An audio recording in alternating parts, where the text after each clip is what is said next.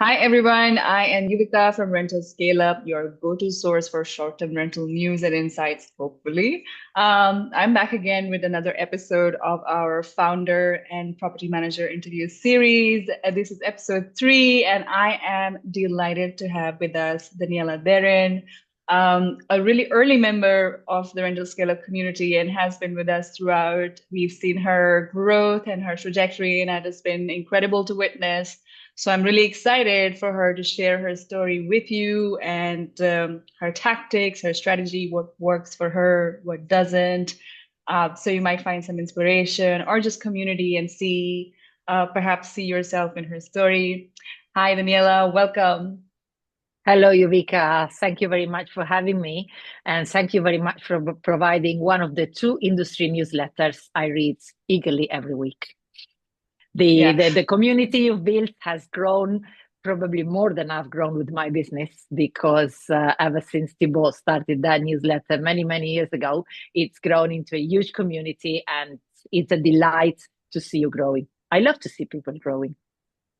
Thank you. The feeling is totally mutual. And as you can see, Daniela is a pro for not having mentioned the second newsletter.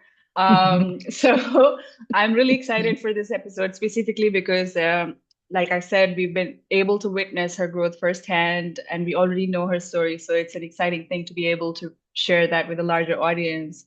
But before we get into all of that, let's learn who you are, Daniela, a little bit about your early life and what actually got you started in the business of short-term rentals. Yes, because the people in the short-term rental industry know my story probably since 2020 when the world stopped and I started to have time to actually engage with you all. But my story starts way, way back then. Because you can see from my wrinkles how old I am. So basically, really, my story, I could say, well, my Vincenzo and my story, our John's story, started in 1996 when coming from two different parts of Italy, we meet in London one summer that we were both very bored with our lives. So we both say, okay, let's go to London and live an adventure. 3 years later, we were bored of rain and cold. So we relocated to Marbella. And after spending a winter in this beautiful beach here behind me, we decided we have to make a way to live in Marbella because we just wanted to live in t-shirt all year long. Vincenzo is a chef. Well, before being a chef, he was an economist. Then he turned himself into a chef because he couldn't be done with corporate life. So we decided to open an Italian restaurant called the Italian Kitchen. And it was our very first venture together in 2000. Alongside, I couldn't speak a word of Spanish. So I went to work for a real estate and become an investment real estate broker. We used to go to England and Ireland to real estate fair and sell holiday apartments to English and Irish people. Then they would come here, we would show them a plot of land and eventually sell them the apartment.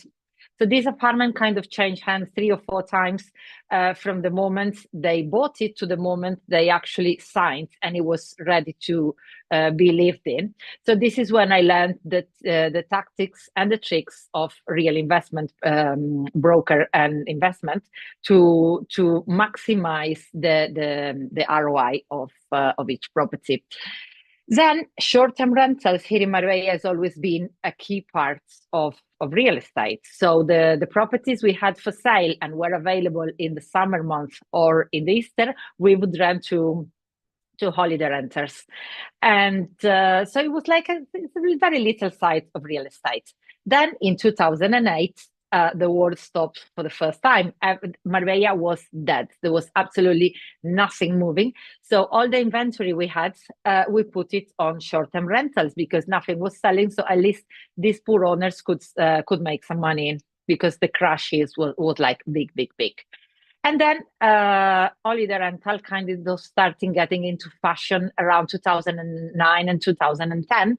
And this is when a lady that was retiring in this apartment block, the School Apartments Marbella, she said, okay, Daniela, do you want these 15 apartments? She was a neighbor and a client of the Italian restaurant we had. So she said, take them on because I just don't want to do it anymore. So I said, okay. So we started working with those 15 apartments, grew to 30 organically in 1 year. And somebody else that had 70 apartments here said, okay, No, he had 40. He had 40 apartments. And he said, okay, you're doing it so well. So I'm retiring, and here are another 40 apartments. So overnight, from 30, we went to 40. This was when the bookings were taken on notebooks and then Excel sheets. So it was absolute madness. So the first lesson you should learn from that is you have to grow organically. Don't over double your inventory overnight because you'll go crazy. Probably now is a bit easier because we have PMSs, we have channel manager, and we have all the tech. But back then was, I mean, I didn't sleep 6 months, and usually I sleep very, very well. And then so we kind of kept it going between the 70 and the 90 units up until the war stopped again in 2020. So we used to have about 7-8 months season. Then every year it would grow another month. So in 2020, when the war stopped, we had 9 month season, which was very, very good for a beach destination like Marbella. But it was purely leisure. We had like retired people in winter, families in summer, couples, golfers, groups. And then in 2020, the war stopped, and everybody went home, except from about 15 apartments that they spent lockdown with us. And a lot of us had to keep working. So we would all sit out in balconies, sunbathing and working away on the computer. And this is how the office with a view trend started to put it on LinkedIn, on Facebook. This is when I met you all online, and you were all looking at gray sky, and I was like, okay, look at my office with a view. And this is how the remote working and digital nomads trend started. People started to see this. Okay, if I have to work from home, I can work from any home. So this is how we incorporated our second ideal guest, which is the digital nomads and remote workers that mostly come to us in winter or spring or autumn. So now is an ideal time of the year for them. Well, for us, I would say, because we're of the original digital nomads. And then in summer we keep having the families, the groups of people, multi-generational travel as well. And for the last year and a half, we've started incorporating our children, who are now 19 and 21, and a nephew who's 23, into the family business, because Vincenzo and I are not spring chicken anymore. So we have to ensure the continuity of the business. This is, in a very nutshell, our story. This is I such don't a think I fascinating haven't story. told it before. Very few people have heard this before. Actually, shockingly enough, I've known you for years, and this is the first time I'm actually hearing the story from the very beginning, because I only have context from since COVID, and we were actually looking at how you had pivoted your marketing Yeah, to appeal to digital nomads who are yeah. looking for like slightly longer term stays. So this is really educational for me. I'm glad to get to know you better and your motivation better and your background better, Daniela. And also, it would be a grave mistake. I realize I did not mention this in the beginning, but yes, Skoll Apartments Marbella is the name Yes. of Daniela's business. And that's what you see in the background, right? That's what your Yeah, background is, isn't it? that's Yeah, it. that's Yeah. not just a random picture. Yeah. No. This is what I really have. This is what I'm looking at the moment, actually. Yeah. But this exact knack that you have for branding by sharing your life, sharing your reality, has been very key to the growth of your business. And you've utilized Yeah. two platforms really well to achieve this growth. So you've successfully used WhatsApp and Instagram in your business to great degree. We've actually had an article on our on Rental Scale Up for those of you tuned in, if you want to read more about how Daniela has used WhatsApp in her marketing, you should definitely read that. But right now, I would love to find out what inspired you to use these platforms, and how have they changed the way you connect with your guests, especially digital nomads. So we've been established a long time, and so we have 85% direct bookings, because when we started, it was all direct bookings. We started way before. I think only holiday lettings was there, and home away. So I'm talking like 20 years ago. So all the bookings were direct.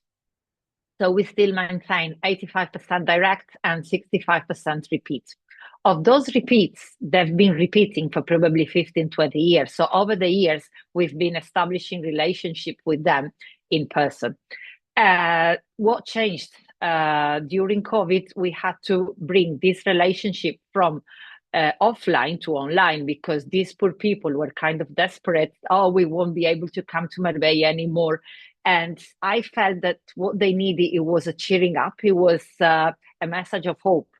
So this is when we started keeping in contact with our guests during holidays, because before it was like, I see you once a year. How are you? Oh, the children have grown up. Somebody's gone to university. The other one got married. My daughter is pregnant or whatever. Oh, I'm pregnant with another baby. So we were seeing our families grow from one year to the next. The July people, the August people, the winter people. It was just only a yearly business. Before they would go home, they would say, same time next year, 3 days before, I'm coming. And there was like a once a year relationship, a long time relationship, but only a once a year. So these people started to reach out to me in a very desperate way. So I said, okay, we need to keep cheering them up on a daily basis. So this is what we did. We brought our relationship online, daily post on Facebook, Instagram, and WhatsApp to keep them in happy mode. Then 2 years later, the world came back to normal, or whatever we now know is normal. Let's accept it as it is. But we keep the contacts with our guests in between holidays because they like to be in contact with a small community that is the School Apartments and the bigger community that is Marbella. They like to know if there are new openings of bars and restaurants. So our ideal guests, as I said, are digital nomads and families, but people that like to come to Marbella for sunning themselves, relaxing, doing a bit of activity like power walking on the beach or doing some paddle surfing. And they like to go out to eat, try different foods, and eating in small local places to have the authentic experience. So they like to know what's happening.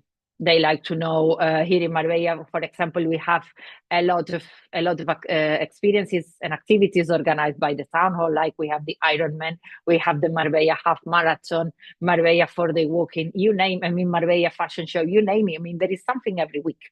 Actually, every week you have 2 or 3 different things to choose from. And these people, they like to see what's happening because they feel they are in contact. They really love with Marbella, so they like to be in contact. This is what we do on social media. And the difference between Instagram and Facebook and WhatsApp is that WhatsApp is a two-way communication and is a much more personal way to be in contact with somebody, because the most personal thing somebody can give you is their phone number. So once they give you the phone number, it's like they are giving you their heart. Everyone is on social media, everyone is shouting on social media, but on WhatsApp, you can really build this two-way communication and deepen your relationship. So when we send our broadcast video, we send one every week, usually on Friday afternoon. When they're finished their week, they're chilling down. So we're sending them these cool, inspiring videos of the images of our week, like a bit of beach, a bit of old town, a bit of food, 35-second video with cool music. And the response we have from that weekly video is amazing. I mean, they may not respond that. I mean, the most of them, they respond with an emoji. Some of them will respond with a booking. Some other will say, oh, thanks for the message. I'm really looking forward to coming next month. Oh, I really love my holiday 2 weeks ago. Oh, I've sent a video to my neighbor who's thinking about the holiday. So like, you're keeping them happy. You keep reminding them that you're there. So every time they want to book a holiday, they will think of you and they will recommend you to the friends, families, neighbors, or whatever. This is the difference we've seen on WhatsApp. It's always so mind-opening to listen to you Yeah. talk about WhatsApp, because obviously you have a lot of expertise. You quite literally wrote the book on the Yeah. subject. Congratulations on your book. Thank you. On using WhatsApp for business. Everybody should go and read it. It's packed full of really interesting, quick insights and clear. I love your style. It's very direct and clear. I think it's super helpful to not beat around the bush and just go right into your findings. So I think everybody who reads the book will see that for Yeah. themselves. But just as a teaser, maybe you could share some strategies you talk about in your book. That would be super interesting to know. Well, in the book, what I do, I give you an outline on how to set up the WhatsApp and how to use it to make it a success. But before that, you need to want to get personal in your relationship with your guests. So if you want to get personal, then hit the WhatsApp strategy, like build your broadcast list and start sending out daily, weekly inspiring videos to your existing guests or repeat guests, and combine it with the status, because in the status they are scrolling there all day, because they are on WhatsApp all day every day. So if they see you have a status, they will click and they will be instantly reminded that you exist. So I haven't measured, because I'm not a data person, I'm a people's person, but I can clearly say that our results are very much down to this personal relationship we have with our guests and being in front of them basically all day, every day. That makes sense. I mean, I understand what you're talking about when you say that you have to prepare yourself, first of all, mentally to be involved like that. Yeah, You have to keep this relationship up. It's easy enough to say, okay, let's start sending messages on WhatsApp, but you have to know that there is a commitment yeah. in terms of time, but also opening your life up to this community of people. You're sharing with them on a day-to-day basis what's going on around you. It requires it's not without effort for sure. It Oh requires, no, like you no, said. there is a lot of effort involved, Yeah, especially at the beginning. yeah. Especially at the But you beginning. are a great example. You're a great case study in that when you are ready to put in the effort and you're committed to sharing your life like this, it Yeah. brings results. So that's good to know. Um, am I hallucinating this, or did you talk? Is there a second book coming about Instagram this time? No, the second book coming is called The Social Media Marketing Mix, because uh, I think we have, I did a presentation on that scale in Barcelona earlier this year. And so WhatsApp on its own is great. Combined with Instagram and Facebook is fantastic. But if you can throw in Google My Business, Pinterest, YouTube, a nice newsletter, proper branding on your website with the landing pages, we can all make, this is why it's called the social media marketing mix, because one channel sends you to the other. And first of all, is a trust signal, because if people find you on YouTube and they check you out on Instagram and then they go on WhatsApp and then they see your website and they see the same cohesive message across all the channels, the same tone of voice, the same blue behind, the same face, they said, okay, it's a trustworthy business. I can send them a deposit. They're not going to run away with my money. And also it creates all this traffic between one channel and the next. It creates, it pushes out the algorithm, because if you keep sending people from one place to the other, all the Google and the Facebook, they will understand, okay, there is a lot of traffic, let keep pushing these people. It creates that Yeah, snowball effect because now yeah, there's yeah, that many channels kind of yeah, feeding into what your yeah, message. yeah. Fascinating. I'm really excited to read your next book also. I'm sure Let, there's let's see. a lot of good Yeah, stuff in there. yeah. Let's Okay. see when I have time to sit down and actually write it, because this morning I sat down and I wrote what I want to achieve in 2025, and I said, "Oh my God, Daniela, you need 48 hours a day," and the idea was to chill out this year. Well, okay. I wish you luck with that. But it's things always things don't always pan out in this business the Oh, way that you plan. actually, totally never. I mean, we were talking about this right before starting the Yeah, interview, yeah. about how The you plan to start your day a certain way, but It turned out completely the other way.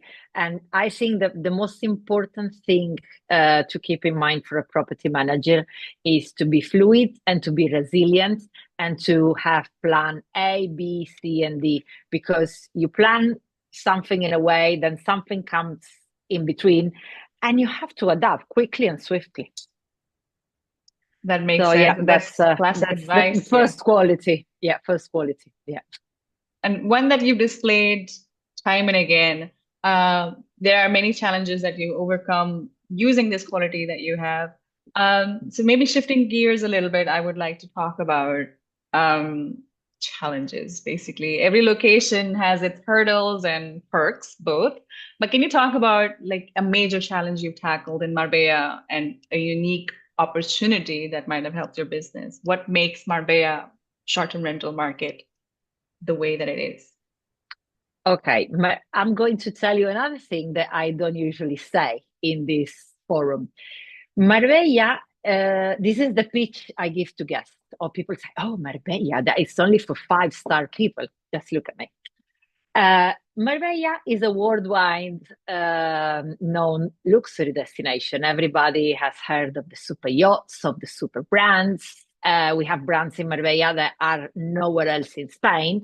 And everybody thinks that we drink champagne and eat oyster and sun ourselves all day long. But there is a Marbella for everyone. The beauty of Marbella is that you can go out for a meal for 10 euros or 10,000 euros and every step in between. But because everybody in everyone's head, Marbella is luxury, our niche is normal apartment for the medium class. You can read across all the channels I've mentioned before, but you will never find the word luxury in our market. Our niche within Marbella is normal apartment for normal people. Nobody advertises that. And that's what sets you apart. That's your advantage too. That's our niche. That's our niche, and also we're very well known as a destination for the wild parties, exclusive parties, nightlife. Do you see anything of that on my Instagram? No, because I don't want to attract the party people. Because this place has to be kept as a familiar residential kind of resort, let's say, where people can come, chill out, the kids can play, and we don't want to attract the party goers that start screaming at 3 o'clock at night. So what you have to project on your marketing is what you want to attract. Yeah, I would love to attract people that love to do yoga and drink green smoothies, but that's another story. Maybe you could make this happen because you did. Like, yeah, this is such an interesting. That's not going to happen because all our guests, they like to eat and drink as much as we do. Okay, well, a fair compromise then, but totally. Still a really good story about and a really good example of kind of fighting the perception of a market and how that doesn't have to define what you do. And it's not about, oh, if there is a specific type of guest I want to attract and my market is not known for attracting that kind of guest, it's basically for a different kind of traveler. It doesn't mean that I have to completely uproot myself and go to another market. Sometimes it just means making your positioning clear. What is it that you're offering in this place that normally offers something else? And you've done that. You've carved out your niche in a market that commonly is perceived as something totally different. So really, really interesting finding there also. Okay, so next I would like to know, you've already shared this in like tangentially, we already know what works for you, but if you were asked specifically, what are 3 tactics that have really paid off for your business that you would like to share with others? Obviously, it doesn't have to be, it comes with a caveat. Everything that works for Daniela does not work for everybody else, but we all already know that. So we'd love to hear 3 tactics that really paid off for you and one that maybe didn't work out as you planned. Okay, so tactics, I would say the first one, be personal and build relationship. That for us works amazing. First of all, because a repeat guest is less work than a new guest. Like it takes, they already know what you offer and you already know what they want. So it's easy and it's quick. And it's also easy money because, let's say, achieving new guests all the time, if you do Facebook ads or Instagram ads, well, there is money. If you go on OTA, well, there is money there. So it's much cheaper to invest your time doing social media properly than to try and attract new guests. The second one is bringing these relationships online. And what, as I explained before, keeping contact with them in between holidays to keep reminding them that you exist so that they will rebook with you and they will recommend you. That it's also a very, let's say, easy and cheap way to get more business. And then the third one is something that we've been trying now for about 2 years, is keep it in the family. Why? Because Vincenzo and I have been together, probably 28 years. We don't have to speak. We understand each other like that. Our children, we brought them up in a way we taught them to achieve, we didn't give. So it's much better if you don't give them €100 to go and spend, but you teach them how they can make this €100. First of all, they will feel proud. And second, it's better for you.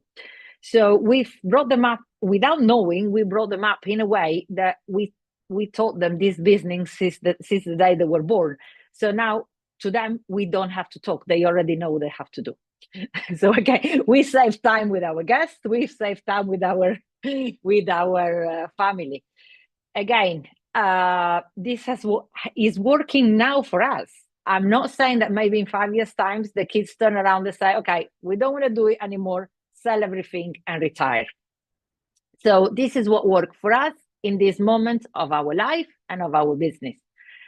Everything you try for a bit. If it doesn't work, go back and try something different. Don't feel like a failure if what you've tried doesn't work, because not everything works. What didn't work for us? Many small things. We've tried to go into other markets, or for example, like other areas of Marbella, and that didn't work because our focus is here. Our repeat guests want to come to the school apartments or to the building next door or to the building next door. They don't want to go 5 kilometers along the road. And because we are so focused here, we don't have the time and the energy to invest in developing the marketing for another area of Marbella, or maybe another kind of guest, maybe a bit more luxury, maybe a bit more party goers. So this is how we decided to really niche down to this specific area. Another thing, work with the right owners. That is 100% of the business. Like it has to be, you need to work a lot. I guess if it doesn't work, well, they'll go home after a week and they will not come back.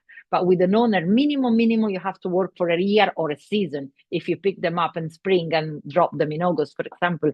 But they really have to understand your wavelengths of running the business. They have to trust you. You have to trust them. It has to be this mutual relationship of understanding each other. And many times we've seen a beautiful apartment and a shitty owner, or a very nice person but didn't want to invest in the apartment, and it was like a granny's flat. So it doesn't work. It just doesn't work. And you get stressed, they get stressed. So it's better to really say no with elegance, as a friend who was a coach always say, than to then regret 6 months later. And people never change. If they tell you, this is my house and this is the way I want it and I don't want anything changed, people will come to my house, then sorry, but no. This is a relationship, it's a partnership, it's a business for everyone. So they have to understand that their apartment, their house is a business. And if they're not prepared to make changes or adapt, well then, thank you, but no thank you. I mean, it makes sense to a lot of mistakes become more expensive because you just spend so much time in writing them instead of trying something new. Same applies for spending time with a difficult owner. a lot of time that you probably are not going to get any returns on. That's great advice as always, Daniela. What's 2025 looking for you? Is there anything new that you're going to try in your business, or is there one thing, one tactic, one strategy that you are taking into 2025 with you from 2024 because you think it's a solid tactic? Well, apparently 2025 is going to be a difficult year because in the waves of the economy, it says that 25 is going to be worse than 24.